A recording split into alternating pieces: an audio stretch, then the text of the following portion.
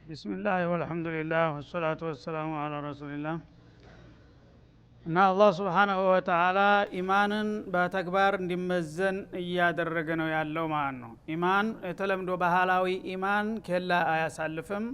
የግድ መሰረታዊ የሆኑ ነገሮችን መረጋገጥ አለባቸው እያለ ነው አላህ ሱብሓነሁ ወተዓላ። እና ከነዛ ነገሮች የምናውቃቸው አርካነል ኢስላም ናቸው በግንባር ቀደም እየመጡ ያሉት። ይቅሙስ ሶላትን አስተካክለን እንድንሰግድ አዘውትረን በኹሹዕ እንደገና ነፈቃት ዘካተል ማልን እንድንቸር ይሄም ደግሞ መደረግ ያለበት በህይወት በጤንነት እያለን እንደሆነ እና ጊዜ ካለቀ በኋላ እንደገና ቢንደፋደፉት መጨመሪያ መመረቂያ ጊዜ እንደማይሰጥ ወዳጅ ዘመድ የማይደርስበት የሆነ ቀጠሮ እንዳለ ነው የሚያስታውሰን ማለት ነው። ከዚህ በመቀጠል አላህ Subhanahu Wa Ta'ala የሰው ልጆች ሁሉ ጊዜ እሱን በመርሳትና በመዘንጋት ነውና የሚሳሳቱት ራሱን እንደገና ለማስታወስና ለማስገንዘብ ስለራሱ ይጠቅስልናል ቀጥሎ ማለት ነው። አላሁ الذي خلق السماوات والارض ይላል። አላህ ማለት እኮ አሁንም ረስታችሁ ዘንግታችሁ ከሆነ እኔ ራሴን መልሼ ላስተዋውቅ እንጂ ይላል። አላህ ማለት ሰማያትንና ምድርን ብቻውን የፈጠረ ኃያል ጌታ ነው። እና ሰማይ አንድ አይሉ ሰባት ሰማያት ያለምንም መደገፊያና ማንጠልጠያ በባዶ ህዋ ላይ በዚህ ስፋትና ግዝፈቱ ሰባትን ሰማይ ደርድሮ ያለምንም ረዳት አማካሪ ያስቀመጠ ጌታ ነው። ምድራችሁንም እንደዛው ብቻውን የዘረጋ ነው። ሁለቱንም ግዙፍ ዓለሞች ደግሞ በስድስት ቀናት ብቻ ነው አጠናቆ የጨረሰው። እንግዲህ ይሄን ያህል ኃያል ጌታ ማንም ደካማ ሰው ሊደፍረው ይገባልን? ወይስ ደግሞ የእሱን ትእዛዝና ፍቃድ ሊተላለፍ ያምርበታልን? ልብ በሉ እስቲ እኔ ማን እንደሆንኩኝ እወቁ ይላል ማለት ነው። ወአንዘለ ሚነ ሰማኢ ማአ እንደገና ደግሞ መሬትን ዘርግቶ እናንተን ፈጥሮ ታሰራጫችሁ በኋላ ለሲሳያችሁ የሚያስፈልጉትን ነገሮችም ሁሉ አዘጋጅቶላችኋል ችሯችኋል። ለምሳሌ ከወደ ሰማይ ዝናብ የሚያወርድላችሁ እሱ እኮ ነው ይላል። እንግዲህ መሬት ባዶ አፈር ላይ ዝም ብሎ ፈጥሮ ቢተወን ልክ ሁለት ሶስት ቀን በኋላ የለንም ሚላስ የሚቀመስ እስከሌለ ድረስ። ግን ለመኖር የሚያስችሉ ነገሮችን ሁሉ አላህ Subhanahu Wa Ta'ala በምድር ዙሪያ አዘጋጅቶ ነው ያመጣን ማለት ነው። ተወደ ሰማይ ዝናብ አወርዳለሁ በየጊዜ እናንተን ለመመገብ ይላል። እናንተንም እንስሳዎቻችሁንም አዝሪቶቻችሁንም فاخرج به من الثمرات رزقا لكم በዛ በሚወርድ ዝናብ አማካይነት የተለያዩ ፍራፍሬዎችና አዝሪቶችን ለእናንተ ሲሳይ እንዲሆናችሁ አበቅላለሁኝ ይላል። ይሄን የሚያደርግላችሁ ማን ነው? እኔ ካልሆንኩ በስተቀር። ታዲያ እኔ ብትገዙ ይበዛባችኋልን? ይሄ ሁሉ ፍጡር በአለም ላይ ያለው ሁሉ በሙሉ የኔን ሲሳይ ነው የሚበላው ያለው።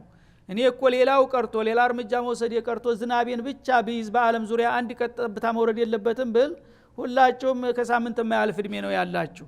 ስለዚህ ለምንድነው የሰው ልጆች አቅማችሁን ማታቁት ይላል ማለት ነው። እና የተለያዩ አዝሪቶችና አዝመራዎችን በዝናብ እናበቅልላችኋለን ለእናንተ ሲሳይ እንዲሆን። ወሰኸረ ለኩሙል ፉልክ በየብስ ብቻ ሳይሆን ደግሞ በባህሩም ላይ የተለያዩ ጥቅሞችን እንድታገኙ መርከቦችንም የገራላችሁና የነሱን አገልግሎት እንድታውቁና በእነሱ ላይ እንድትሰሩ የሚያስቻላችሁ እሱ ነው። خلقكم وما تعملون እንዳለው መርከብንም ማኛ አይደለን የሰራ ነው እንዳትሉ አንተንም ስራህንም እኔ ነኝ የፈጠርኩህ። እኔ አንተን ባልፈጥርህ ወይ ዕውቀቱንና ጉልበቱን ጥሬቃውን ባልሰጥህ ከየታባት ታመጣው ነበር? መርከቡም የኔ ነው እንዳንተው ይላል ማለት ነው። እና እንግዲህ የብስ ብቻ ሳይበቃ በባህር ውስጥ ያሉ የተለያዩ ማዕድናት የተለያዩ ደግሞ የንግድ ስራዎች ዓለምን በቀላሉ እንዲገናኝ አድርጌ ይሄ ሁሉ መዋቅር የፈጠርኩና የዘረጋሁት እኔ እኮ ነኝ ለሰው ልጆች። ታዲያ እኔን ማትገዙበት ምን ምክንያት አለ ይላል አላህ Subhanahu Wa Ta'ala። ሊተጅሪየ ፊል ባህሪ መርከቦችን በባህር ላይ እንዲናጥጡ ያደረግነው እኛ ነን በአምሪ በጌታ ፍቃድ። ወሰኸረ ለኩሙል አንሃር እንደገና ደግሞ በየሀገሩና በየአህጉሩ የታወቁና ታላላቅ ጅረቶችንም ያፈነዳሁት እኔ ነኝ ይላል። በአለም ዙሪያ በጣም የታወቁ ዓለምን ልክ እንደ ደም ስር ሆነው የሚመግቡ ትልልቅ ጅረቶች አሉ ሁሉም በየሀገሩ የታወቁ ለምሳሌ በእኛ ሀገር እንደ አባይ ያለ በሌላ በዛ በጀዚራ አረብ ደግሞ በኢራቅ እነ ፉራት እነ ኒል የተባሉ የተለያየ በመስር ሀገር በሁሉም ሀገር የታወቁ ጅረቶች አሉ እነዚህ ሁሉ ጅረቶች ከምድር ከርስ ነው የሚወጡት ማን ነው እነሱን እንዲወጡና ዓለምን እንዲመግቡ ያደረገውን የካልሆንኩ በስተቀር ይላል ማለት ነው እና ወሰخر لكم لتجري في البحر بأمره وسخر لكم الانهار ቁጥር ስፍር የሌላቸውን በአለም ዙሪያ የሚመግቡና የሚሰራጩትን ጅረቶች ማን ነው የገራውና ለአገልግሎት ያመቻቻቸው እኔ ካልሆንኩ በስተቀር ወሰخر لكم الشمس والقمر ከዛም በላይ ደግሞ የብርሃን ምንጭ የሆነችውን ፀሐይ ማን ነው የፈጠረውና የሰየመው በሰማይና በምድር መካከል ሁሉ ጊዜ ከምስራቅ ወደ ምዕራብ እንድትጓዝ አድርጌ መብራት የሰጣዋችሁን እንጂ ማን ነው እስቲ ንገሩኝ ይላል ማለት ነው የፀሐይ ጉዳይ ብቻ ቢወሰድ ማንኛውም ሰው ለዚህ ዋጋ ሊከፍል አይችልም ማለት ነው ፀሐይ ባትኖር ዓለም ምን ይሆን ነበር ያለ ፀሐይ ምንም ይሆን ነገር የለም ሰው ራሱ ተወልዶ ሊያድግ አይችልም የፀሐይ ብርሃን ከሌለ እንስሳትም እንደዛው በወቀልት ነገሮችም የፀሐይ ብርሃን ካላገኙ የሚበቅል ነገር የለም ጭራሹን ማለት ነው እና በዚህ መልክ ደግሞ ሁሉ ጊዜ ያለ ማቋረጥ በየቀኑ ዘወትር እንደ ኢጃዛ እንኳን የሌላት ማለት ነው ዓለምን ተፈጠረ ጀምሮ ሁሉ ጊዜ በየለቱ ተምስራቅ ወደ ምዕራብ እንድትነጉድ ያደርጋታል ትሽከረከራለች ማለት ነው ብርሃን ትሰጣለች ወልቀመረ ጨረቃንም ደግሞ በተዋረድ ደረጃም ቢሆን እንደዛው በለሊቱ የተወሰነ አገልግሎት እንዲሰጥ እናደርጋለን በተለይ እሱ ለሂሳብ ለስሌት ለቀናትና ለወራት ለአመታት መቁጠሪያ እንዲሆን አድርገነዋል ይላል ማለት ነው ዳኢበይን እነዚህ ሁለት የብርሃን ምንጮች ያለ ማቋረጥና ያለ መሰናከል ያለ መበላሸት ሁሉ ጊዜ ቋሚ ዘውታሪ ሆነው እንዲያገለግሏችሁ የመደበው ማን ነው እኔ ካልሆንኩ በስተቀር ይላል ወሰخر لكم الليل والنهار ሌሊትን ደግሞ ለማረፊያ ጊዜ እንዲሆናችሁ ጨለማ አድርጎ የመደበው ቀንን ደግሞ ለስራ እንዲመቻችሁ ብርሃናማ ያደረገው ማን ነው ይሄን ሁሉ ያደረገላችሁ ጌታ ታዲያ ተገዙኝ ቢል አይገባውምን እስቲ አንተ ራስህ ፍረድ ይላል አላህ Subhanahu Wa Ta'ala እና ከነዚህ እንግዲህ አንድ ፍጡር አሁን ከተቆጠሩትና ከተጠቀሱት ዋና የኒዕማ ምርጥ የሆኑ ነገሮች አንዷን እንኳን በሌላ ፍጡር እጅ ብትሆን ኑሮ ዓለምን ምን ያህል ዋጋ ነበር ሊጠይቅ የሚችለው በሰው እጅ ብትሆን ኑሮ እነዚህ ነገሮች ፀሐይ አሁን በአንድ ሰው እጅ ቢሆን ኑሮ ማን ነው የፀሐይን አገልግሎት ምን ያህል ዋጋ ከፍሎ ነው ዓለም ሊጠቀም የሚችለው ሰው ዝም ብሎ በነፃ አይሰጥህም እንዲህ አይነት ንብረት ካለው ማለት ነው እና ፀሐይ ሌሊት ቀን የሚባል ነገር በፍጡር እጅ ቢሆን ኑሮ እንዴት ነበር ልንኖር የምንችለው ይሄን ሁሉ ያደረገ ዝናብ በሙሉ በአለም ዙሪያ የሚወርድ ዝናብ በሰው እጅ ቢሆን ኑሮ ምን ይሆን ነበር ይሄን ሁሉ ያደረኩላችሁ እኔ እኮ ነኝ ይላል አላህ Subhanahu Wa Ta'ala ታዲያ ይሄን ሁሉ ያደረገ ጌታ ሊከበር ሊታፈር ሊገዙት ሊታዘዙት ወይስ ሊያምጹበትና ሊክዱት ነው የሚገባው ወይም ያልሆነ የሆነ ነገር ቅራቅምቦ ልታጋራበት እስቲ ልብ በል የሰው ልጅ አቅልህን ተጠቀም ይላል አላህ Subhanahu Wa Ta'ala ስለዚህ እነዚህን ሁሉ የፈጠረና ለአገልግሎት ያመቻቸ የገራላችሁ ጌታ ነው አላሁል ዋሂዱል ቀሃር ማለት እሱን መገዛት እንዳለባችሁ ነው ይሄን ካልሆነ ግን ወረታዬን በልታችኋልና በዲያ ትጠየቃላችሁ ነገ ነው የሚለው አላህ Subhanahu Wa Ta'ala ወአታኩም ሚን ኩሊ ማ ሰአልቱሙህ በአጠቃላይ እንግዲህ ለናሙና ነው ከብዙ ኒዕማዎቹ መካከል ጎላ ያሉትን አንዳንዶቹን የጠቀሰው ማለት ነው ወደ ዝርዝርና ትንተና ውስጥ ከገባ ቁጥሩ ራሱ አይዘለቅም እና እናንተ የምትጠይቁትንና የምትለምኑትን ሁሉ ችሯችኋል ማለት በሊሳን الحالም ሆነ በሊሳን المقال አንዳንድ ጊዜ ጌታ እንዲያርግልኝ ትላለህ ለዲንህም ለዱንያም የሚያስፈልግህ ነገር ያረግልሃል አንዳንድ ጊዜ ደግሞ በቃል ሳትናገር በስሜት ብቻ የምትመኘውን ነገር ዝም ብሎ ያደርግልሃል ይሄን ሁሉ የሚያደርግ ጌታ ታዲያ እንዴት አንተ በቀላሉ ጀርባ ታዞርበታለህና የሱን ጉዳይ ቸል ትለዋለህ ይላል ማን ወኢን ተዑዱ ኒዕመተ الله لا تحصوها ያ አላህ ኒዕማ እኮ ለናንተ ልቆጥሩ ብትሞክሩ ምን ያህል እንደሆነ አትዘልቁትም ወረታ መክፈል ዋጋው ጉዳይ ይቅርና ቁጥሩን ለማወቅ አላህ ለኔ ምን ነው የዋለልኝ ብለህ ራስህ ሂሳብ ብትከፍት ብንተሳሰብ ቁጥሩን እንኳን አትዘልቀው ምን ያህል እንደዋልኩልህ ኢላላ አላህ Subhanahu Wa Ta'ala ኢነ الانسان لظلوم كفار ሰው ሲባል ግን በጣም የሚያሳዝን ይሄን ሁሉ ጸጋ እየቸርኩት ራሱን የበደለ ግፈኛ ነው እንደገና ደግሞ ይሉንታ ቢስ የሰው ጌታን ውለታ የሚበላ ካሃዲ ነው ይላል አላህ Subhanahu Wa Ta'ala የሁሉ ውለታ እየተዋለለት እንዴት አድርጎ ይሄን ነገር እንደቀላል ሊያልፈው ይሞክራል ማለት ነው። ናዝላ ወይን ተዑዱ ኒዕመተላሂ ላ ቱህሱሃ የሚለው አነጋገር እንዲሁ ዝም ብለን በቀላሉ ስናልፈው ተራ ነገር ይመስላል ማለት ነው። እቺን ብቻ በደንብ የሰው ልጆች ቢረዱ ከጌታና ከነሱ መካከል ያለውን አላቃ በቀላሉ ሊያስተካክሉ በቻሉ ነበር።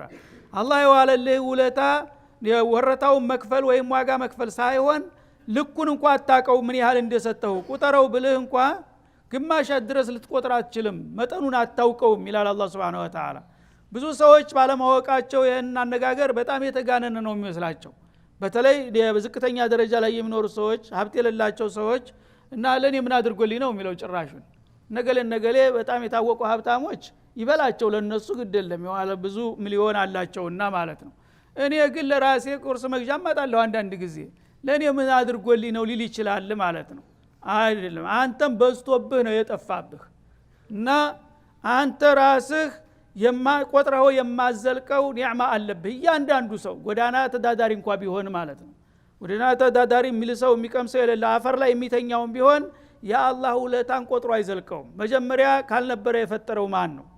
ለመፈጠር ሚሊዮን ገንዘብ ቢከፍል ሌላ ሊፈጥር የሚችል ኃይል አለ? ያመጣ የሚችል አለ? ማንም የለም ማለት ነው። ከዛ በኋላ ደግሞ በጣም ትልልቅ የሆኑትን ጸጋዎች በነፃ ነው የሚቸርህ ተማንም ሳትለምን ደይ ሳትጠና ቀጥታ ሙባሸረተን። ለምሳሌ ትንፋሽን በቀን ስንት ጊዜ ነው ትንፋሽ የምታወጣና የምትመልሰው? አየር የአላህን አየር አይደል የምትመገበው? ተምግቡ ሁሉ ትልቁ አየር ነው። አየር ከሌለ ሰው ከ2-3 ደቂቃ በኋላ የለም ራሱ። ግን ይሄንን ማን የቆጥረህ አንተ ተተፈጠርክ አንስቶ 50 አመት 60 አመት 70 አመት የአላህን አየር እየጠጣ ነው ያለው ማለት ነው። ይሄ ቢቋረጥ በደቂቃ ያልቀል ነው። ግን አንተ ይሄንን ረስተዋል፣ የአላህ ንብረት መሆኑን ረስተሃል ማለት ነው። ከዛ ወደ ውሃ ናቶሎ ውሃ እየጠጣ ነው የምትኖረው አይደል? የፈለገው ድሃ ቢሆን ውሃ ይጠጣል። ውሃ ግን በሚጠፋ ጊዜ አንዳንድ ጊዜ በሰፈር ሲቋረጥ ምን ያህል ጭንቀት ነው የሚመጣው? የውሃን ጸጋ ርካሽ ስለሆነ በቀላሉ ይረሳዋል ሰው ማለት ነው። ግን በሚጠፋ ጊዜ እንደሱ የሚያስጨንቅ ነገር የለም ማለት ነው። ከዛ አልፎ ጤንነት ይመጣል ማለት ነው። አንድ ጊዜ የተወሰነች መን በሚመጣበት ጊዜ ሰውነት እንዴት ነው የሚጨነቀው? እንዴት ነው የምትረበሸው? አንዱ ሌሊት 3-4 ሌሊት ይሆንብሃል ማለት ነው። በዛ አይነት እድሜህ ሙሉ ህመምተኛ ብትሆን ምን ትሆን ነበር? የጤንነት 60-70 አመት ምንም ነገር ሳይሰማ በጤና ትኖራለህ። ከአመት አንድ ቀን እንኳን ጉንፋን ያመመህ እንደሆነ ምንድነው የምትሆነው ማለት ነው። በዛ ላይ የእድሜ ጉዳይ ይመጣል ማለት ነው። ከዛ በኋላ ነው እንግዲህ የምግብ የሀብት ምናምን የሚባለው ይሄ ተራው ነገር ነው። ግን ዋናዎቹ ነገሮች ሰው ራሱ ሊሰጥህና ሊመጸውትህ የማይችሉትን ትልልቆች ኒዕማዎች በነፃ ነው የሰጠህ የቸረህ ማለት ነው። ይህን ሁሉ ብትቆጥሩ ብትሰፍሩት አትዘልቁትም እያለ ነው አላህ Subhanahu Wa Ta'ala። እውነትም ነው። ስለዚህ እንግዲህ አላህ Subhanahu Wa Ta'ala የቸረንን የአየርን ጸጋ ብቻ የውሃን ጸጋ ብቻ የእንቅልፍን ጸጋ እነዚህን የመሳሰሉትን ነገሮች እያንዳንዳችን ምን ያህል ነው በዋጋ ቢገዙ ኑሮ ምን ያህል ሊተመኑ ነበር ብለህ ብትጠይቅ አታውቀውም መጠኑን እንኳን ማለት ነው። ልትከፍል ቀርቶ ምን ያህል እንደሚሆን እንኳን ልታውቀው አትችልም ልክ አላህ እንዳለው ማለት ነው።